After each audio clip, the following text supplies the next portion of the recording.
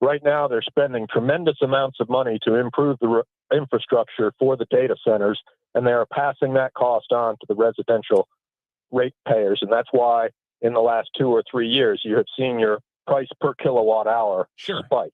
But I've also seen expending huge amounts of money. Hold on. Listen, we have a conversation. I'm not going to cut you off.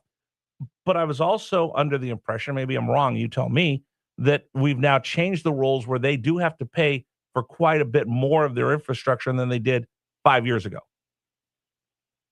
Where did you find that information? Because I don't see it. The law states that Virginia Power has to spread the cost of infrastructure improvements out amongst all the ratepayers. See, I think that's where I need to figure out exactly what that is. So, no, if that's the case, yeah. Well, okay, back up for a second. Do we have a grid that needs to be updated no matter what? Yes. Okay.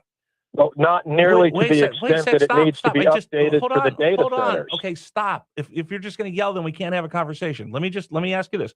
Do we need to upgrade the grid? Correct? Yes, I'd agree, right? Yes. Okay, so how do we do this? If data centers are taking all of that, do they need to pay their fair share? I agree with you. Would you say yes? Yes. Okay, so then we have to find okay, but that's not what I asked you. I'm asking you, do they need to pay their fair share? Absolutely. So that's what we need to hold accountable to our legislators and to Dominion and all the rest of these people. Hey, people need to pay for these as they're coming on. Let me ask you the difference. And you're going to get mad at this, but I just want to ask you the difference.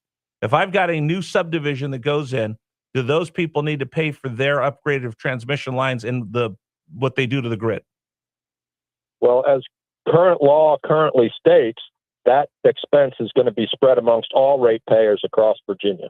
Right. So now it's the idea, and I understand that from when it was just residential customers, but when you have giant multi-billion-dollar corporations requiring 10x the amount of electricity that residential customers require.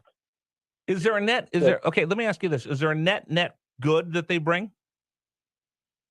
Not necessarily, because once they're built, a huge data center might employ like 12 people. Right, but they employ. So, okay, well, how much money do they? And they're getting a reduced rate on their electricity because they're buying it in bulk. Okay, but hold on a second. So let's talk what you were talking about. And here's my research. Okay, if I build a big plant and I'm building cars, I'm going to have 100 people, and they're going to make $50,000 a year, and that's what they bring into the economy, into what we're doing.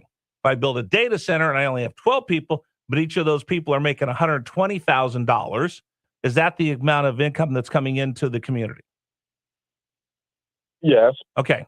So we have people that have better. But we don't know that they're going to be making that kind of money, because Sam Altman said that we're going to spend this money to build AI, and then we're going to ask it how we generate revenue with it.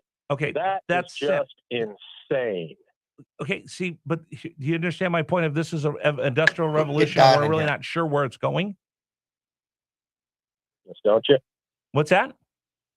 Usually you have a plan on how you're going to generate revenue with a business before you invest a bunch of money to start a business, don't you? So when the last industrial revolution was beginning, did they have a master plan of how it was going to work?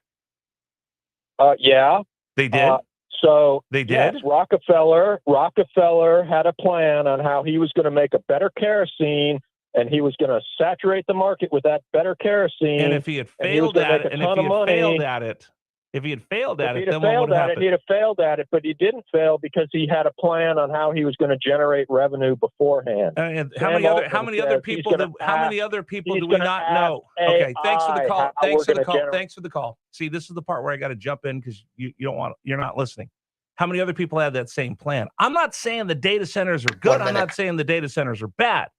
But I think we have to have an open mind to this because it's the next industrial revolution. Do you want to get ahead of it, or do you want to fall behind it? That's my big question. I'm not saying they're all great. I'm not saying I want one next to me, but I do want some leadership when it comes to this. And by the way, thank you for the call, because I get it. I get I don't want to say, I get why people are so bent out of shape, and you should be. Let's get all the answers. All right, that's it. I got to get out of here. Dave's telling me to shut up and talk. All right. Today's program brought to you in part by our friends at Freedom Services and Training, the biggest little gun store in town, located in Mechanicsville. All right. There's a reason we get up every morning. It's to discuss things, talk with you, and to stand up for this country. There's a couple things I believe in standing up for every day. That's my family, and that's this great country. That's why we get up every morning to bring you Richmond's Morning News. I'll see you tomorrow morning, 6 a.m.